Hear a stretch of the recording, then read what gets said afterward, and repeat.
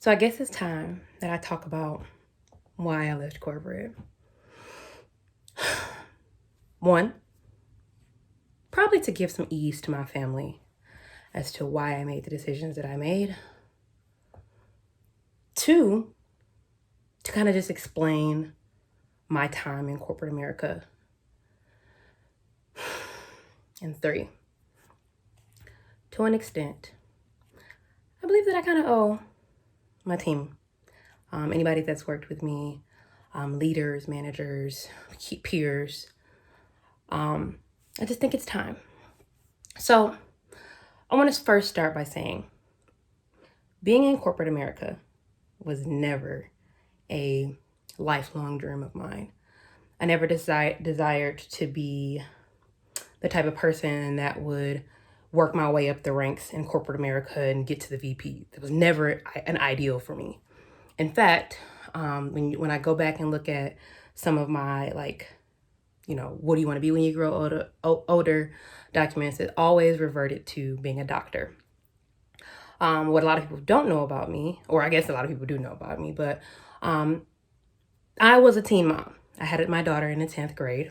And becoming a teen parent, naturally, all these stigmas and statistics are thrown at you.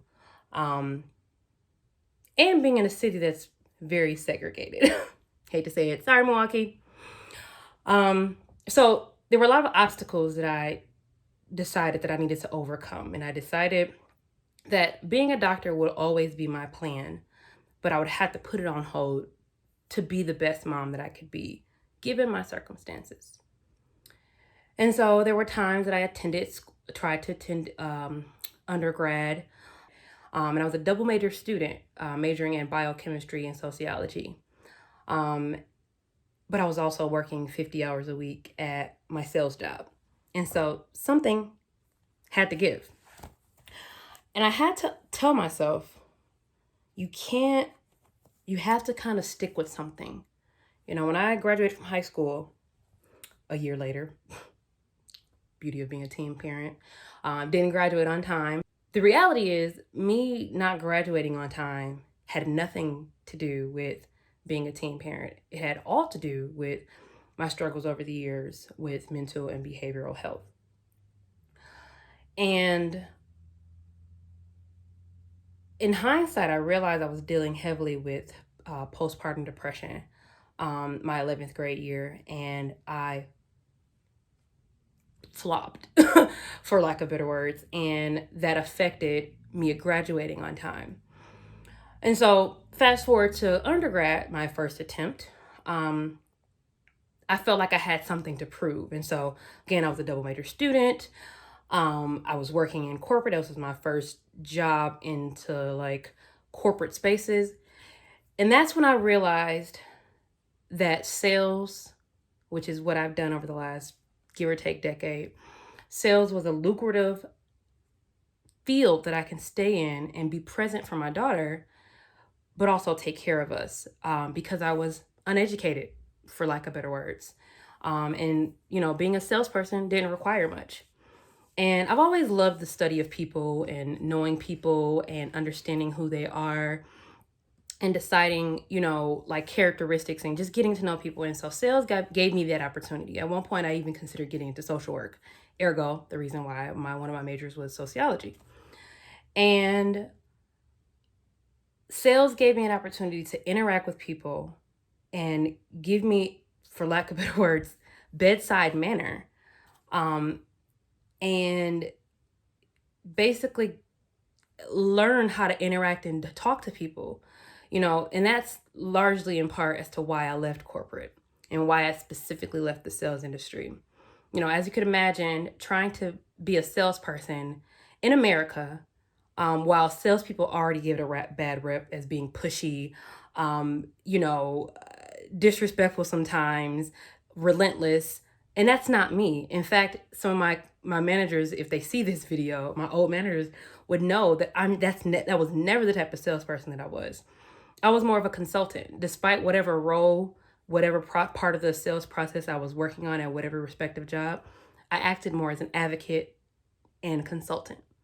I wanted to understand my client's business enough so that when they came to me, they trusted my judgment because I not only understood my products at the company that I was working for, but I understood their industry and their business so that when I would come to make solutions, they trusted me. But as you can imagine, sales has sales politics, and there's metrics, and there are, you know, requirements. I remember there was one job that I was expected to, I was managing about 500 accounts, and on each account I had anywhere from 20 to 70 contacts, and it was my job to make, not only to admin those accounts, and to be supportive of those accounts, but I also had to do X amount of hours, 3 hours of talk time every day. That's a bit unrealistic in an 8-hour day, but sales has metrics. Some sales guru along the lines decided that, you know, dialing and hitting the pavement was the way to get the customers in. And it's funny because this year alone, I took a sales training class in my most recent position. And we talked about, you know, different types of buyers and buyer personas, and I learned a lot. In fact, I'm certified in inside sales. And what that taught me and what I learned of that experience is I'm not a salesperson. And it reaffirmed what I told myself a decade ago, that this was only a temporary plan. When my daughter gets old enough, now that she's 12, I'd be able to move and shift back into what I want to do for myself. What I also want to specify and make very clear is I am a Black woman in America. And being in corporate America, you know, we still have very specific conversations about how you look visibly. And there were certain things that I would try to do to just show up as my Black self and not shrink myself. Because I can remember, you know, my parents are, you know, boomers, and, you know, they instilled in me hard work, get the job, you know, work your way up, which never necessarily satisfied me, but I understood and respected it. You know, my mom always tells me, Sierra, be a chameleon. And what she means by that is, you know, show up to where you can, in any space that you work, to where you can talk to the janitor and you can talk to the CEO. And I was never intimidated by talking to people. I talked to them as I talked to them. And that was something that gave me an advantage when working with my clients. I had people who would explicitly say, I hate working with this company, but because you are here, I'm going to work with you. Every other aspect of your organization is piece of shit. But because of your attention to detail and your dedication to our company, I got to work with you. It's funny because I even have a customer who at one point was yelling at me and telling me that I was incompetent. And rightfully so. I didn't understand the concept. I was new in a role. I had never been in industrial sales. And this was somebody who had been in an industrial market for 30 plus years. And I firmly said, you're not going to talk to me this way, and disconnected the call.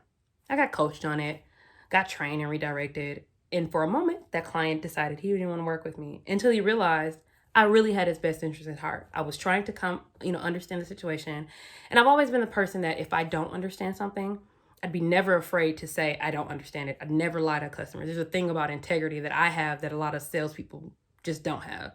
You know, knowing the other side of marketing and the other side of sales, you see sometimes the half-truths and the fallacies, if you will, that are told to get people to make a sale, to make a purchase.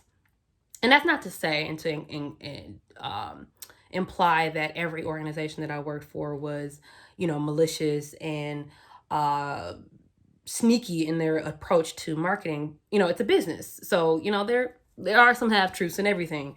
You know, that's why some, you know, businesses can't say there's 100% satisfaction, because that's a guarantee. They can do 99.9%. But when you put that on 100%, that changes things.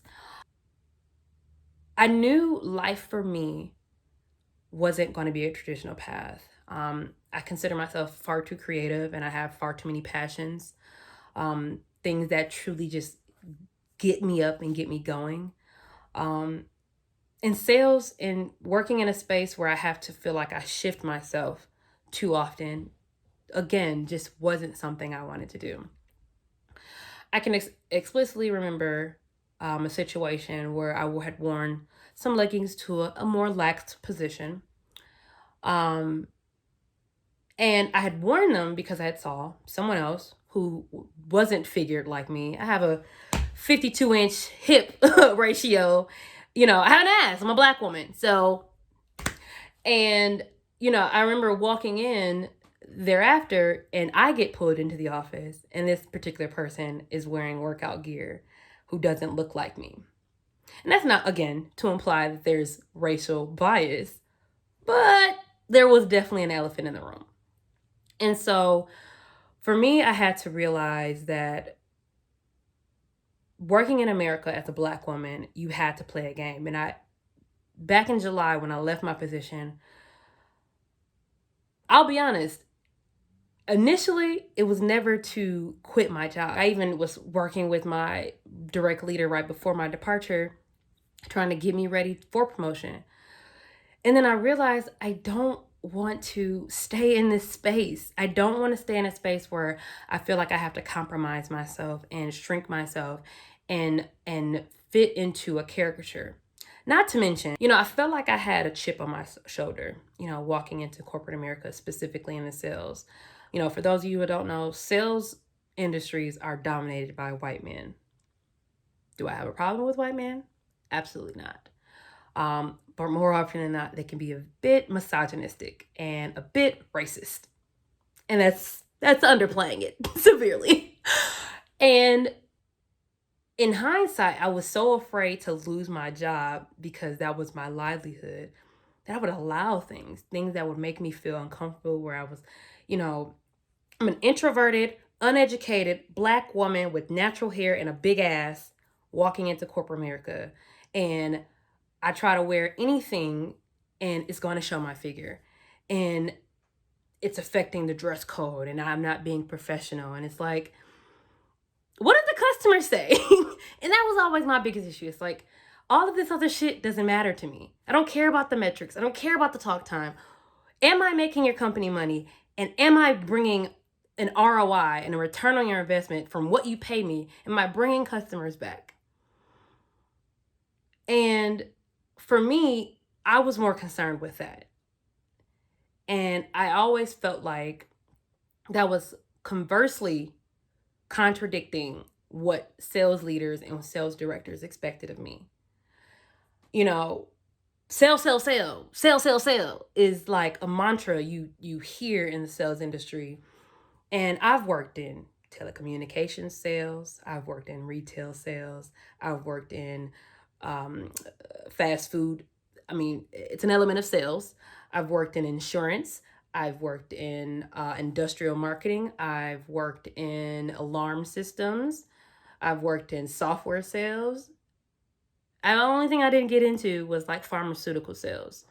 And quite frankly, being the budding doctor that I've always wanted to be and knowing the field that I wanted to get into, that never interested me. I didn't have a desire to assimilate. I walked into my job in so many spaces showing up as a full black woman. I was younger, I'm 28 and I'm walking away from corporate after a decade in corporate.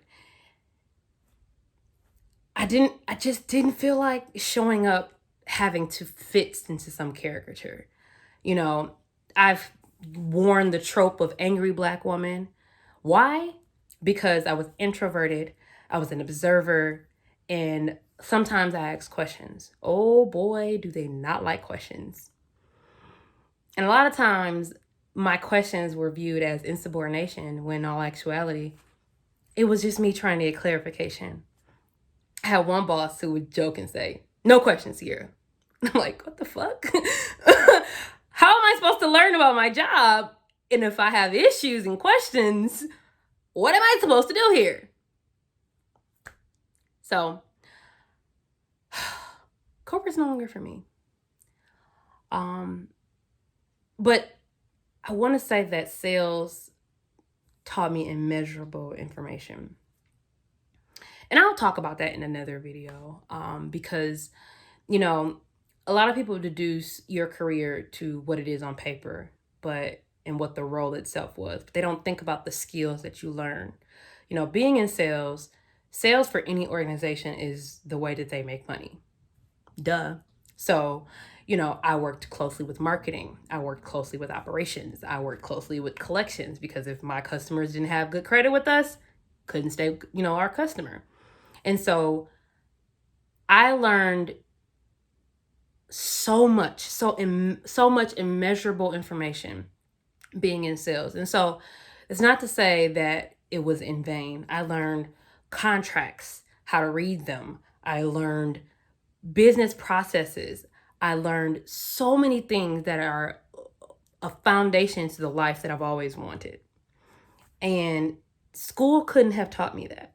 Now I'm in a space where I know exactly what I want. It's funny because, you know, like I had previously mentioned, I always knew I wanted to be a doctor. The first time I knew I wanted to be a doctor was from my pediatrician. My pediatrician that I had most of my childhood was a Black African immigrant. And I looked up to her. And I wanted to be like her. And then 7th grade happened. And I lost not one, but 2 of my grandmothers, both of them for that matter, my maternal and paternal grandmother. And one was to degenerative and rheumatoid arthritis, just kind of taking over her body and her just being physically tired. And the other was to breast cancer.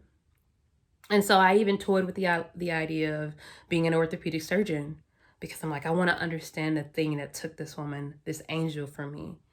Or I wanted to understand oncology. So I considered that at one point, because I need to understand the history and the study of cancer, because I need to understand what took my grandma away from me. Losing both of them at one time in one school year was heavy. I lost my mom's mom right before Christmas, my 7th grade year. The worst thing ever. And I lost my dad's mom 2 weeks after my birthday, the following year, same school year. And so a lot of times I used to think that I was chasing a dream to make people proud of me.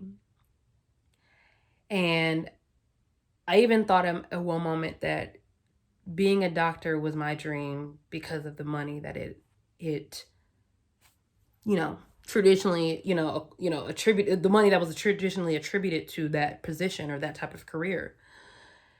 And over the last decade of my life, I've obviously touched a lot of money. I remember the first time I made $10,000 in 1 month. I was 21 years old and I was ecstatic. I had never seen that much money in my life personally. But then I blew it all. And my relationship with money and working in sales, being paid on commission, affected my life over the years and affected the life that I've given my daughter.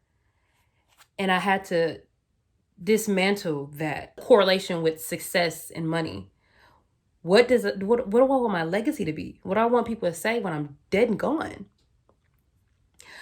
So I already made a post on my public LinkedIn announcing that I will be starting a school as to obtain coaching certification.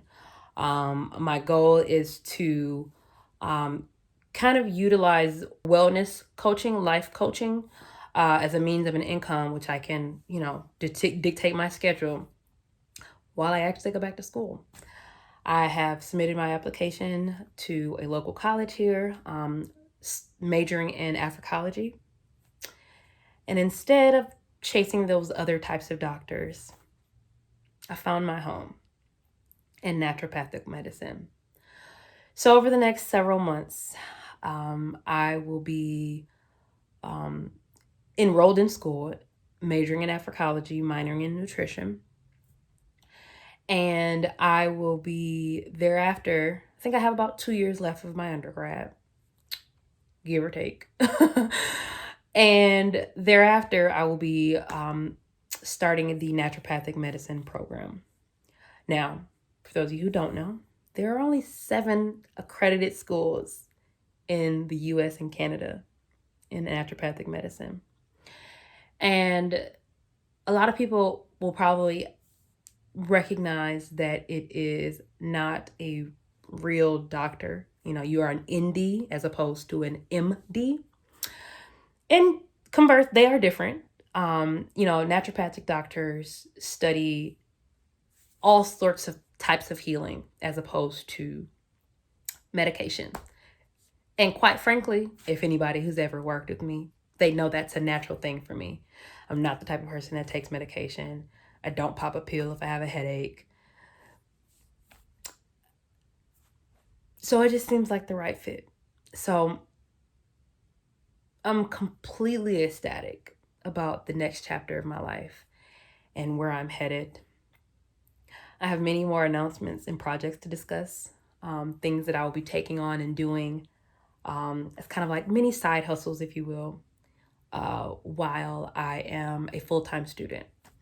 I never gave myself that chance because I was so committed to being a good mom and providing that I learned that I was losing myself in parenthood.